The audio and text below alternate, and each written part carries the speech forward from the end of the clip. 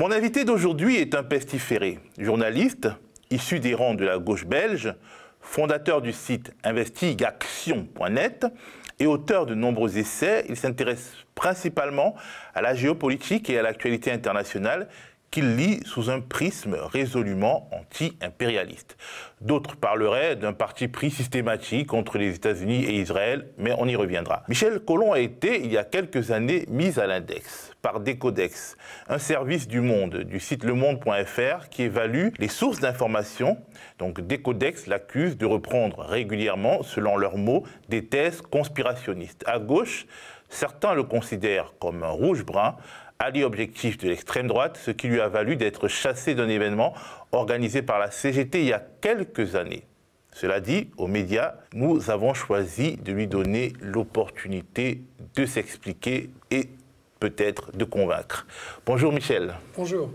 Alors, avant toute chose, j'aimerais que vous parliez d'une conférence que vous organisez le 4 mai à Paris sur le thème « La stratégie de la peur, médiabolisation des Gilets jaunes », à laquelle participeront plusieurs figures des Gilets jaunes. C'est un grand débat avec des ateliers participatifs où des Gilets jaunes vont exprimer en vidéo comment ils ont ressenti l'activité des médias traditionnels sur leur mouvement. Puis il y aura des ateliers participatifs d'analyse des médias, comment riposter aussi à ce qu'il faut bien appeler une désinformation. Ils sont très mécontents sur la façon dont leur mouvement est couvert.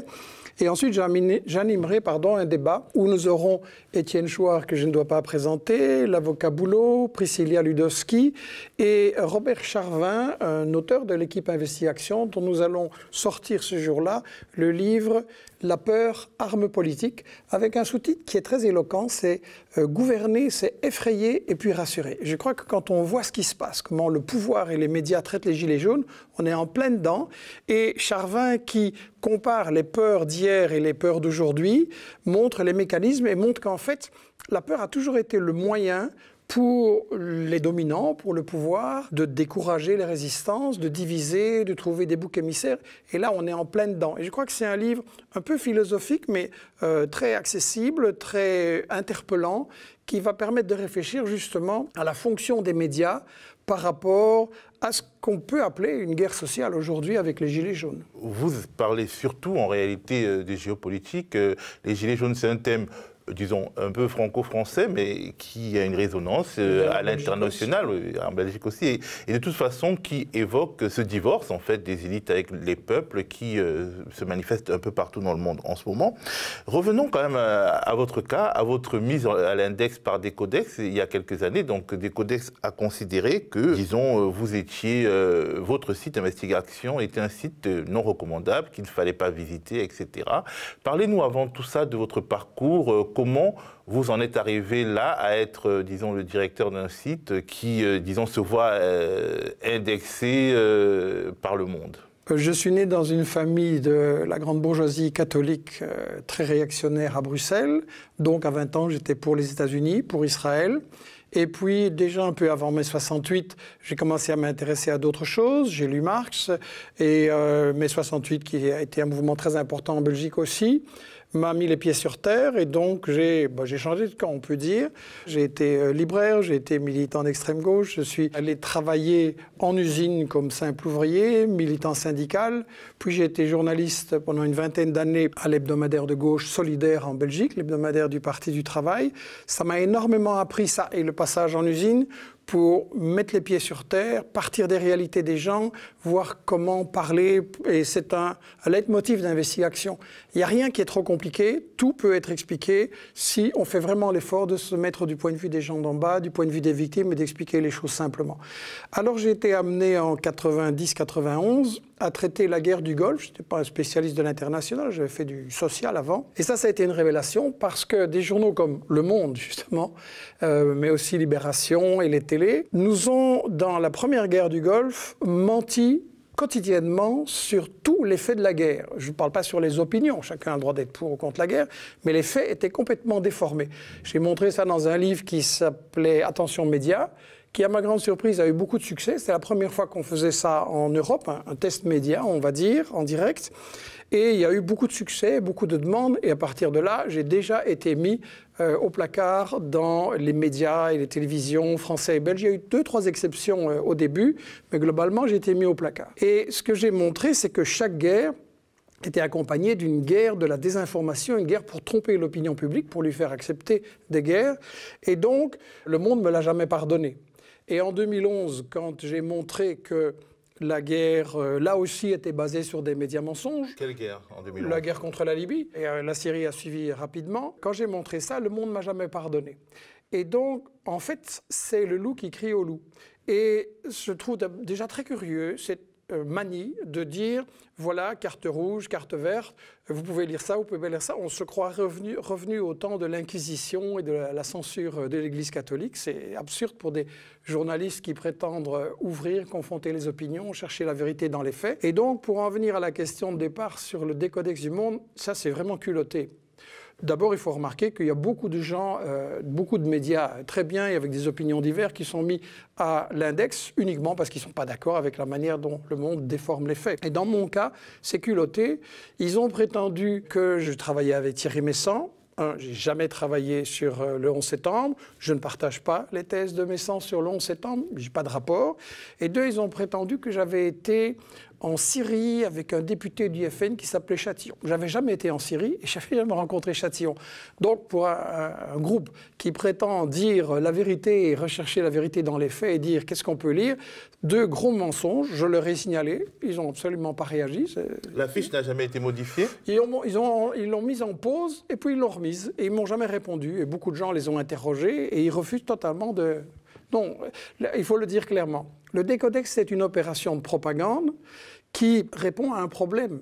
La presse traditionnelle des médias a un grand problème économique. Je ne vous apprendrai pas que le lectorat vieillit, que les gens s'informent autrement, et donc les tirages baissent. Et les revenus publicitaires aussi, parce que maintenant, il faut les partager avec Facebook et Google, etc. Donc, ils sont en train de se battre pour leur crédibilité, et donc ils ne supportent pas de traiter le lecteur en adulte et de dire, confrontons ce que les uns et les autres disent, ça, ils ne le supportent pas. Donc, il y a un réflexe pour garder leur crédibilité, pour garder leur budget publicitaire, pour garder Il y a un problème de survie économique aussi dans cette... c'est pas que de la mauvaise foi, c'est aussi un problème de survie économique. Est-ce que vous avez des rapports aujourd'hui avec des journalistes du monde? Est-ce qu'il y a eu un dialogue à un moment donné sur votre fiche? Non, j'ai essayé, ils ont toujours refusé. Toujours refusé. Et dans le cas de Libération, il y avait une journaliste dans un plus ancien livre sur la guerre contre la Yougoslavie, une journaliste très célèbre qui travaillait alors à Libération, est venue à ma conférence de presse quand je sortais ce livre à Paris en 98, et elle m'a dit, bon, cet après-midi, on se rencontre, je fais une interview avec vous, on va faire une page, c'est très intéressant. Et à 2 heures, elle m'a téléphoné, ma direction a dit qu'il n'y aurait jamais rien sur vous dans le journal. Ils ont peur, c'est carrément ça, ils ont peur. Alors, que pensez-vous justement des initiatives de Facebook et de Google qui, face, disons, à l'épidémie de ce qu'on appelle les fake news, ont décidé de s'allier à un certain nombre de médias pour faire des processus de vérification et désindexer ou bien donner moins de visibilité à des contenus qui sont considérés donc par ces médias comme non fiables? Est-ce que vous pensez que c'est un peu la suite du décodex et que ça peut invisibiliser sur les moteurs de recherche ou sur Facebook des sites comme le vôtre? Écoutez, mettez-vous 2 minutes à la place du président des États-Unis ou du président de la France. Quand vous faites une sale guerre, qui est une guerre pour le fric, parce que c'est toujours des guerres pour le fric, est-ce que vous avez intérêt à ce que le public le sache? Et est-ce que vous avez intérêt à ce que le public puisse comparer les deux versions? Non. Donc, on est dans ce que j'appelle le monopole. Moi, j'ai formulé ce que j'appelle la théorie des 5 principes de la propagande de guerre, c'est-à-dire que quand vous faites une guerre comme celle-là, pour le fric, vous devez, 1, cacher les intérêts économiques, 2, cacher l'histoire, c'est-à-dire le rôle que le colonialisme a joué dans ces régions troublées et complexes pour semer la division et semer la pauvreté aussi. 3, diaboliser l'adversaire avec des images et des fausses images. On a les armes de destruction massive. Moi, je dis que c'est à chaque guerre qu'il y a des armes de destruction massive. 4, inverser l'agresseur et l'agressé. L'exemple Israël-Palestine est très clair. Et 5, c'est monopoliser le débat, c'est-à-dire empêcher que les gens puissent comparer les deux versions. Regardez, si vous êtes juge, et s'il y a un conflit entre 2 automobilistes, il y a 2 versions. Est-ce qu'en tant que juge, vous allez dire je vous écoute et à l'autre, taisez-vous. Non, vous allez écouter les deux versions et essayer de vous faire votre opinion. Ben, les médias veulent absolument empêcher ça. Donc, je pense que Facebook, il faut voir aussi avec qui ils se sont alliés. Facebook, pour établir la vérité, travaille avec l'Atlantic Council, qui est un des plus importants lobbies militaristes pro-guerre aux États-Unis. Donc ce sont les gens qui vendent les guerres à coups de mensonges qui vont nous dire ce qu'on peut écrire et ce qu'on peut lire. C'est Orwell, ça. Alors, votre grande affaire, ce sont les médias mensonges, donc les mensonges médiatiques lors des périodes de guerre.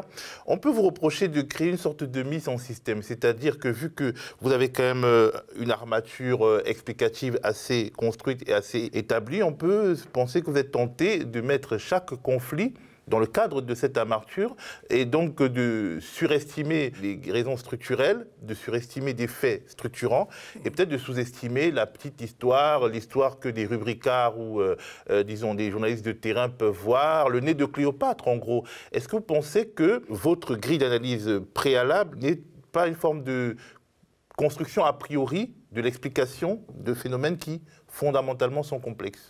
Écoutez, vous êtes encore gentil. En général, on me traite de complotiste, de conspirationniste, d'amis des dictateurs, etc. Et donc, comme ça fait des années que ça dure, et que les gens qui lancent ça refusent toujours le débat, il faut se demander pourquoi, j'en ai eu marre.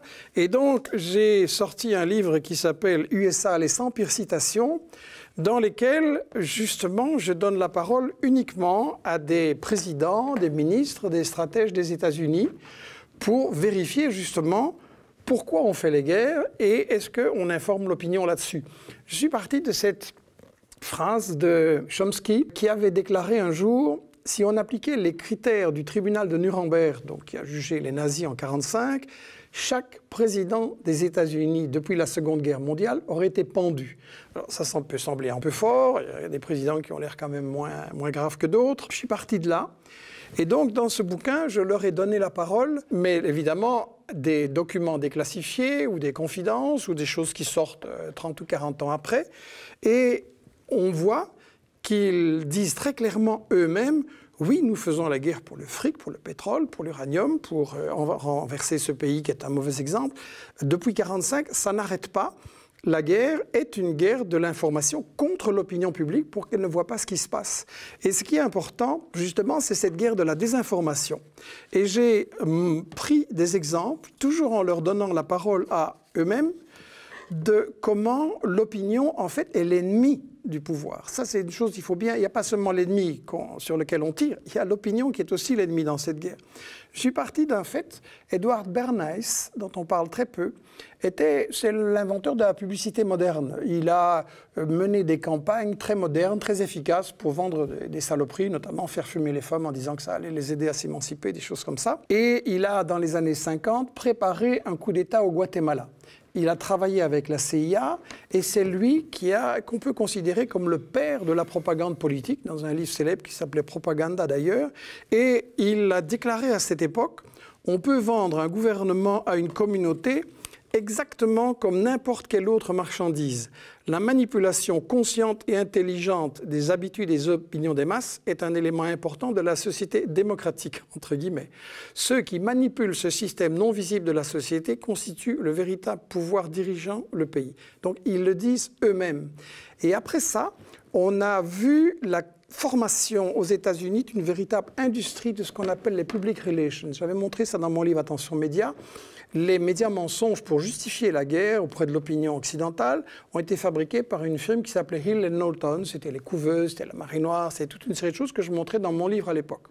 Sur la Yougoslavie, ça a continué avec surtout une firme qui s'appelait Rudolphin.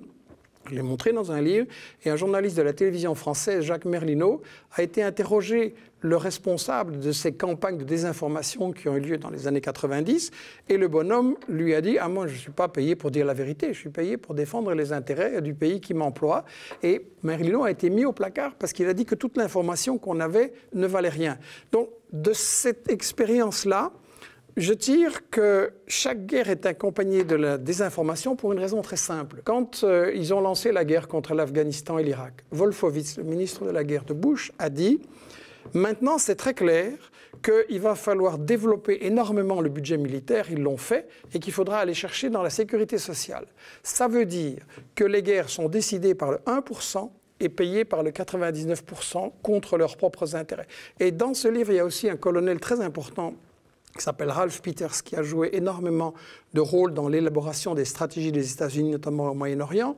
Et Peters dit la fonction principale de l'armée, c'est de gérer l'information. Donc vous voyez, on a une véritable guerre de l'information. Et par rapport aux personnes qui m'accusent et qui me disent c'est un préjugé, c'est un anti-système, je dis mais regardons les faits, examinons ensemble les faits, faisons des commissions d'enquête avec toutes les opinions pour vérifier comment ça s'est passé. Est-ce que vous savez qu'en Angleterre, le Parlement britannique non seulement a fait une commission d'enquête pour voir si le Parlement et l'opinion avaient été bien informés par Tony Blair pour la guerre contre l'Irak en 2003. La conclusion du rapport était évidente, Blair a menti consciemment, délibérément, tout le temps. Et le même Parlement britannique a fait une commission en 2011 sur la guerre contre la Libye, déclenchée par Cameron, et les conclusions sont exactement les mêmes. Cameron a menti tout le temps, délibérément, et nous a trompés. Donc, si le Parlement britannique le fait, pourquoi est-ce que c'est impossible en France? Pourquoi est-ce que des forces qui se disent de gauche, qui se disent normalement contre le colonialisme, contre les guerres néocoloniales, avalent toute l'information qui nous est donnée? Je vais vous faire remarquer quelque chose. En 2003, justement, quand il y a eu cette guerre contre l'Irak dont je parlais, on a défilé avec tous les mouvements de gauche, le Parti communiste, le NPA, trotskistes, les anarchistes, tous les mouvements de gauche manifestaient non à la guerre de Bush contre l'Irak. Aucun d'entre nous n'avait d'illusion sur l'idée que Saddam était un grand démocrate. Ce n'était pas ça la question. On a dit la guerre est interdite par l'ONU, la guerre n'est pas la manière de résoudre le problème, non à la guerre.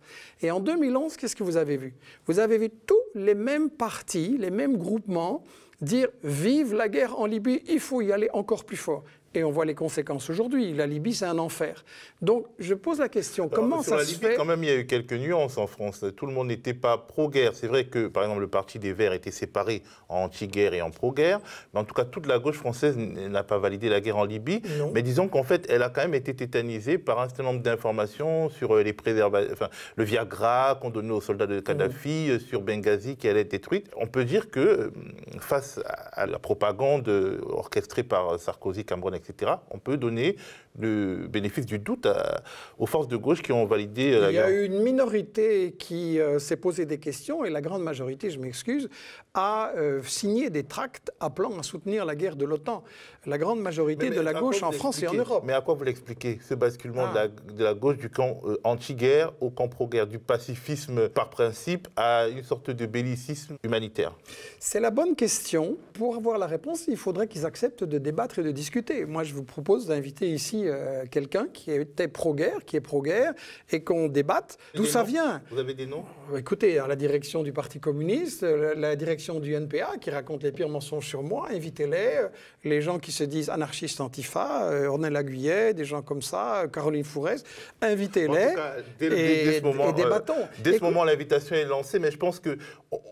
Il y a une question fondamentale, c'est-à-dire que la gauche n'est pas européenne, elle est mondiale. Et effectivement, dans des pays comme la Libye, la Syrie, dans des dictatures, les forces de gauche sont écrasées et leurs amis et camarades en fait, d'Europe veulent les aider. Comment, en fait, travailler à la démocratisation d'un système politique dur et fermé et hostile aux forces de gauche sans finalement faire une alliance, procéder à une alliance tactique avec l'impérialisme pour renverser le dictateur et créer un nouveau système.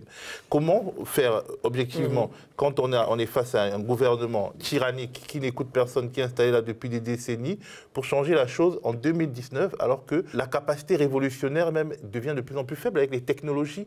Le peuple est de plus en plus structurellement écrasé par les dirigeants. Qu'est-ce que vous pouvez dire, disons, à des activistes, à des dissidents dans ces pays-là qui veulent la liberté? Vous parlez de dictature. Je ferai remarquer que la même guerre de propagande et la même capitulation se rencontrent à propos de pays parfaitement démocratiques comme le Venezuela, où il y a énormément d'élections certifiées, totalement valables par l'ensemble des observateurs internationaux, et où il y a la même guerre pour essayer de renverser un régime qui déplaît à Washington.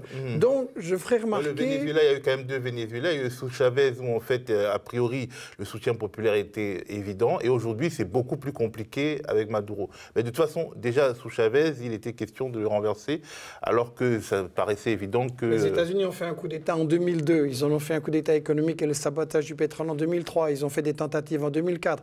Nous avons publié un livre d'Eva Gollinger, une chercheuse des États-Unis, qui a montré tout l'argent de la CIA qui est allé, mais des millions et des millions de dollars chaque année, qui est allé pour essayer de susciter un coup d'État qui n'a pas marché. Maduro, il y a du mécontentement, mais je vous arrête, il y a énormément de soutien populaire, sinon ce serait déjà tombé depuis longtemps. Parce que ce qu'on oublie de dire, c'est que Washington mène une guerre économique de sabotage de l'économie du Venezuela, comme ils l'ont fait contre le Chili. Et je donne des exemples là-dedans de citations de dirigeants, de ministres, de généraux des États-Unis qui disent « Oui, c'est nous qui sabotons l'économie du Venezuela pour que ça aille mal et que le peuple se retourne contre le gouvernement. » Et malgré ça, le gouvernement et Maduro tiennent toujours. Donc, je voudrais... mais là, en fait, on parle du Venezuela, mais parlons par exemple de la Syrie. Par exemple, aux médias, nous avons été attaqués quand... un de nos chroniqueurs, Claude Elkal, avait dit un certain nombre de choses sur la Syrie. On avait dit qu'il soutenait Assad. Des gens à gauche l'ont dit parce qu'en fait, eux, ils soutiennent les opposants d'Assad. Les opposants d'Assad, notamment les démocrates, qui sont jetés dans des prisons, qui sont jetés dans des sortes de camps innommables. Effectivement, on a l'impression que ce sont des guerres où des méchants s'affrontent et où les gens qui ont un idéal démocratique sont totalement écrasés. Comment sortir de la dictature dans un monde contemporain où tous les gouvernements écoutent toute la population, sont capables d'aller vous prendre là où vous êtes à travers des moyens technologiques immenses. On n'est pas en 1789. La force d'un peuple, même d'un peuple quasiment unanime contre son dictateur, ne suffit plus à renverser un dictateur. Face à cette réalité-là, que faire pour changer des systèmes en Afrique, au Moyen-Orient, qui écrasent, oppriment? En Afrique, en Amérique latine, c'est terminé. On peut penser qu'aujourd'hui, ils ont plus la main sur leur histoire, en tout cas quand l'extérieur ne s'en saisit pas. Mais en Afrique et au Moyen-Orient, pas dans toute l'Afrique, dans certains pays d'Afrique et dans certains pays du Moyen-Orient, il y a quand même un problème. Je n'ai pas oublié votre question de départ. Et premièrement, quand vous dites la position quasi unanime d'un peuple contre son dictateur, je vous demanderai vos sources. Je suis allé en Libye. J'ai constaté qu'il y avait évidemment des gens contre Kadhafi et beaucoup de gens pour. Oui. En pleine guerre, sous les bombardements de l'OTAN, on pouvait se promener tranquillement sans voir un policier dans les rues de Tripoli à 11 h du soir. Donc, non. La Libye était un pays et est un pays fort tribal. Kadhafi avait un grand soutien de la population, une partie de la population, pour une raison bien simple. Il avait donné un niveau de vie le plus élevé de l'Afrique en redistribuant l'argent du pétrole. Donc, ce n'est pas si complexe. Et sur la Syrie, je m'excuse, si vraiment tout un peuple était contre Bachar al-Assad, que je n'excuse pas, que je ne trouve pas un ange, il serait renversé depuis longtemps, comme ça s'est passé en Tunisie et en Égypte. Donc, je crois qu'il faut être nuancé dans nos analyses sur les pays. Mais je viens à la question que vous avez posée.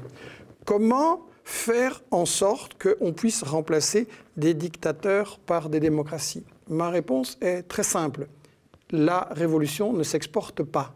C'est de la bêtise de dire que c'est à nous à aller à la place des Syriens, des Vénézuéliens, des Cubains, des Libyens, et je pourrais continuer longtemps la liste, faire la révolution pour que leur société soit meilleure. C'est une marque de l'ethnocentrisme qui domine en Europe et aux États-Unis. Nous ne sommes pas les libérateurs du monde.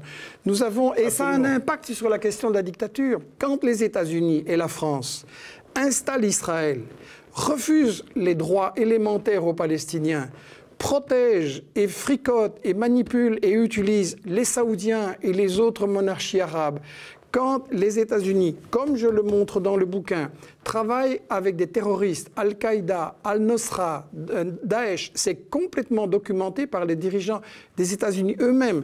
Le général Flynn, qui était le chef des renseignements de l'armée, a dit: si le public savait que nous collaborons avec Daesh, le public exploserait de rage.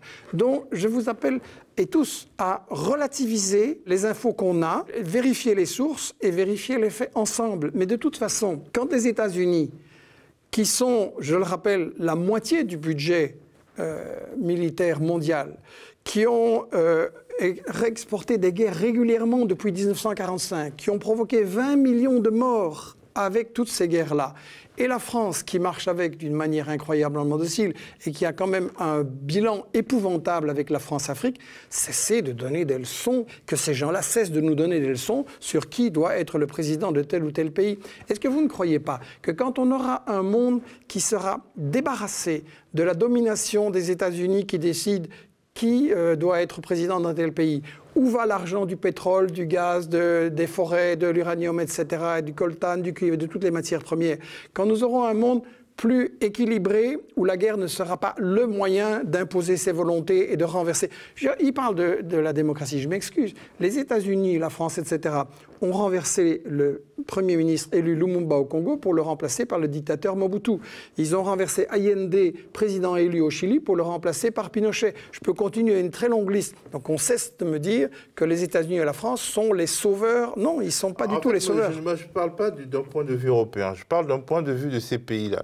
Il y a en Afrique centrale, par exemple, des dictateurs qui ont été installés et consolidés par la France, qui font ployer sur leur férule des peuples entiers. Ces peuples, je ne pense pas qu'il suffirait forcément de se soulever pour eux pour avoir gain de cause, parce que la masse du pétrole ou des matières premières est un instrument de domination des pouvoirs qui sont au-dessus de leur tête. Et ces pouvoirs-là aussi sont consolidés grâce à l'Occident. Donc les dissidents, les opposants dans ces pays, ils sont tentés effectivement, à tort je pense, d'appeler au secours ceux qui ont fait ces dictateurs pour qu'ils les défassent. Parce que, objectivement, il faut des leviers, quelque chose qui affaiblit structurellement ces dictatures. Et la question, c'est, aujourd'hui, en 2019, c'est beaucoup plus difficile de renverser quelqu'un, pour un peuple, de renverser un tyran qui a cette force-là, sans chercher des alliances à l'étranger. J'essaye d'expliquer un certain nombre de brouillages et de brouillards idéologiques à gauche via ce prisme-là. Je crois qu'on doit cesser d'appeler le pyromane qui a allumé l'incendie pour éteindre l'incendie. Les intérêts économiques sont tels qu'ils ont intérêt à un pouvoir docile. Donc, Paris, Londres, Bruxelles, Washington ne sont pas la solution face aux dictatures en Afrique, en Amérique latine et en Asie. Ils sont le problème. On ne peut pas leur faire confiance. Ils ne vont évidemment pas travailler contre leurs intérêts. Donc moi, je crois que si on veut arriver vers beaucoup plus de démocratie, il n'y en a pas encore beaucoup dans le monde actuellement, parce que j'entends par démocratie pas seulement le fait de noircir une case tous les 5 ans, j'entends le fait d'être informé, d'être conscient, d'avoir le contrôle sur les dirigeants, de former les gens d'en bas pour comprendre et gérer la société. Si on veut avoir plus de démocratie, la première chose à laquelle il faut mettre fin, selon moi, c'est l'ingérence. Parce que c'est l'ingérence des grandes puissances occidentales et des multinationales qui sont derrière. Parce que la guerre, sous toutes ses formes, c'est la continuation, non pas de la politique, mais de l'économie. C'est l'ingérence qui maintient ce statu quo et qui, en même temps, renforce des dictateurs qui vont dire « Vous voyez, moi, j'ai besoin d'un pouvoir très fort parce qu'en face, il y a Israël, parce qu'il y a ceci, tel et tel régime. » Donc, je crois que l'ingérence et le mensonge qui justifie les ingérences, c'est la première chose sur laquelle on doit se battre. Ce n'est pas à nous, ici en Europe, à faire la révolution à la place des peuples africains et latinos. Laissez-les se débrouiller. Et notre mission à nous, c'est de mettre fin à la France-Afrique et à la désinformation qui l'accompagne, de mettre fin à cette domination. Chez nous, en ce qui nous concerne. Mais bien sûr. Bien sûr, c'est ça qu'on connaît, c'est là qu'on peut discuter avec les gens au travail, dans le métro, à l'école, c'est là qu'on peut changer l'opinion. Il y a aussi un fait qui me fait réfléchir ces derniers temps. Est-ce qu'on peut vraiment penser qu'un pays impérialiste, comme les États-Unis, comme la France, peut être une vraie démocratie? En ce sens que les méthodes de domestication qu'il utilise à l'extérieur, il les utilise forcément à un moment ou à un autre sur son propre peuple.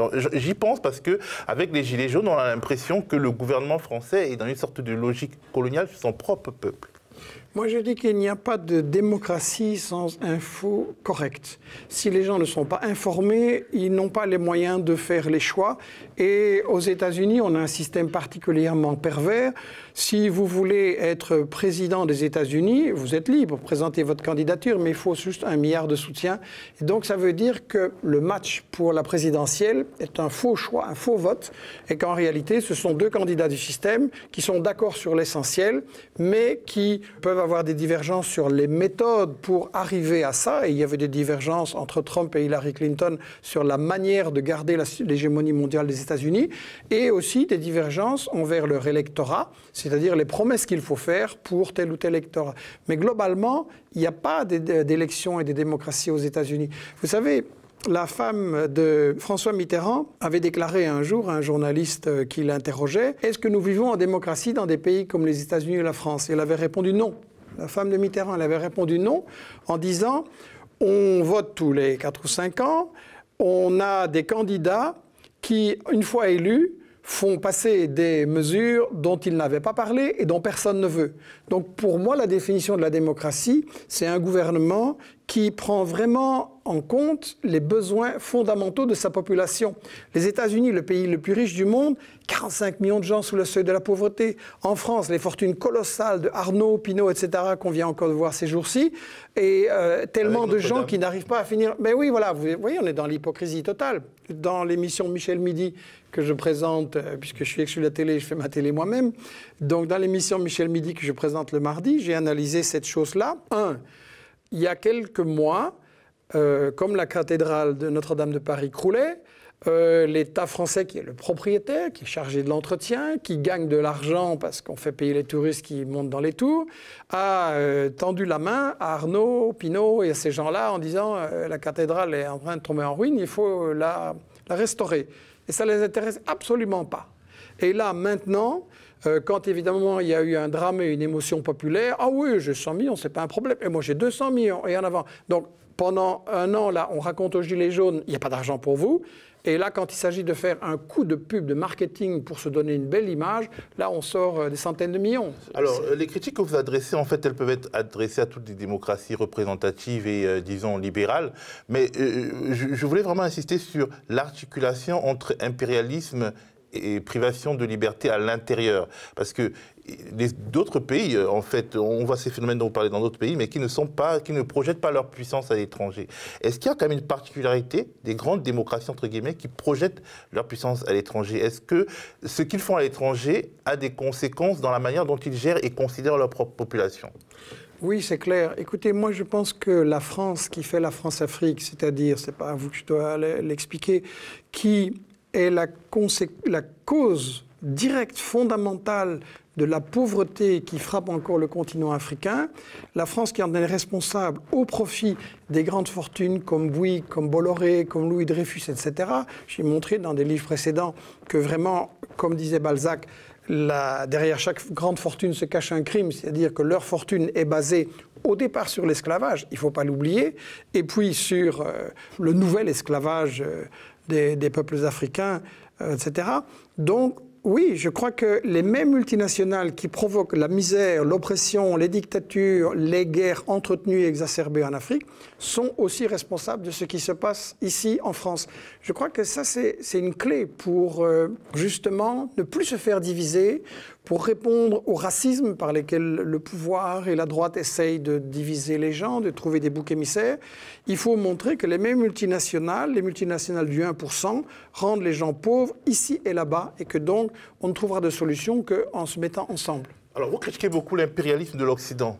Cet impérialisme a été dominant, en fait, après la chute du mur de Berlin, mais il est, en fait, un peu déclinant. C'est-à-dire qu'il y a de nouveaux impérialismes qui montent. Enfin, l'impérialisme russe ressuscite un peu dans sa petite zone d'influence et... les Chinois ne procèdent pas comme les Occidentaux via un impérialisme militaire, mais en fait, il y a un certain nombre de manières de contrôler le peuple qu'ils peuvent exporter aussi dans des pays du Sud en aidant ceux qui sont au pouvoir à y demeurer à travers un certain nombre d'instruments technologiques. Et on peut vous accuser justement de ne voir que l'impérialisme de l'Occident qui est affaibli, qui s'affaiblit, alors que justement aujourd'hui, il y a plusieurs blocs capitalistes dans le monde qui finalement sont réunis par le même objectif de dépouiller les 99% et que ce bloc capitaliste et autoritaire montant représenté par la Chine, à gauche, en Occident, on n'en prend pas forcément toute la mesure. Sur la Russie, vous avez dit qu'il y a maintenant un impérialisme russe. Enfin, En quoi voyez-vous un impérialisme russe aujourd'hui ? Ils ont une capacité de projection militaire. Par exemple, les Russes se projettent dans leur zone, en Géorgie, en Ukraine, etc. En tout cas, ils ont cette capacité et ils le font d'une manière ou d'une autre. Et même en Afrique aujourd'hui...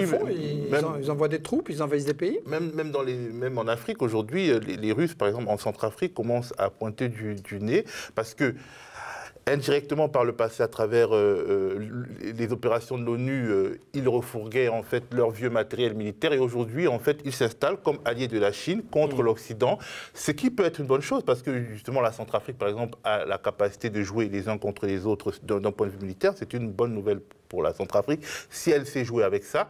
Mais on peut aussi penser qu'il y a l'unipolarité post-guerre froide est un peu morte ou en train de mourir et qu'il y aura à l'avenir plusieurs pôles impériaux. L'impérialisme russe se projette à l'extérieur? Non. Qu'est-ce qui s'est passé? En 89, à la chute du mur, James Baker, envoyé par Washington, a discuté avec Gorbatchev, qui était très inquiet. Oui, mais vous allez envoyer l'OTAN à nos portes. Baker a dit on ne va pas avancer d'un mètre. Le lendemain de cette promesse, les États-Unis commençaient déjà à encercler en Europe et autour de la Russie, placer des bases militaires, faire des coups d'État dans une série de pays comme l'Ukraine, etc. Donc, Poutine n'est pas ma tasse de thé. Un régime d'oligarques qui accroît l'écart riche-pauvre n'est pas ma tasse de thé, soyons clairs. Mais sur le plan du respect du droit international, je m'excuse, ce sont les États-Unis qui ont 1 millier de bases militaires dans le monde, qui vont là où on ne leur a rien demandé pour menacer pas seulement des grands pays, mais d'autres aussi, d'intervenir, et ils le font.